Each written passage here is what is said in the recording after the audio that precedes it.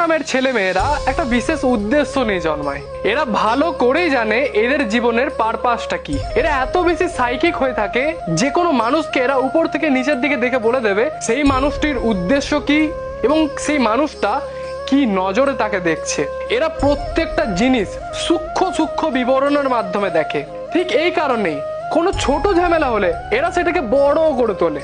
এরা খুব বেশি ওভার পজেসিভ হয়ে থাকে, যেটা এদের, সেটা মানুষ হোক বা কোনো বস্তু, সেটা যাতে এদেরই থাকে, অন্য কেউ যাতে কেড়ে না নেয়। আর যদি কেউ কারার চেষ্টা করে তাহলে এরা রণচণ্ডাল মূর্তিও ধারণ করতে পারে। এদের লাইফের সব থেকে বড় প্রবলেম, এরা নিজের ফিলিংসটাকে এক্সপ্রেস করতে পারে না, নিজের ভালোবাসাটিকেও ভালোবাসার মানুষের সামনে বলতে পারে না। যদি এক কথায় বলি, এরা খুবই শান্তপ্রিয় মানুষ, কিন্তু যদি রাগিয়ে দেন তাহলে কিন্তু এদের সামলানো মুশকিল। এদের মধ্যে একটা দেবত্ব ভাব আছে। কোনো খারাপ ঘটনা ঘটার আগে এদের মন বিচলিত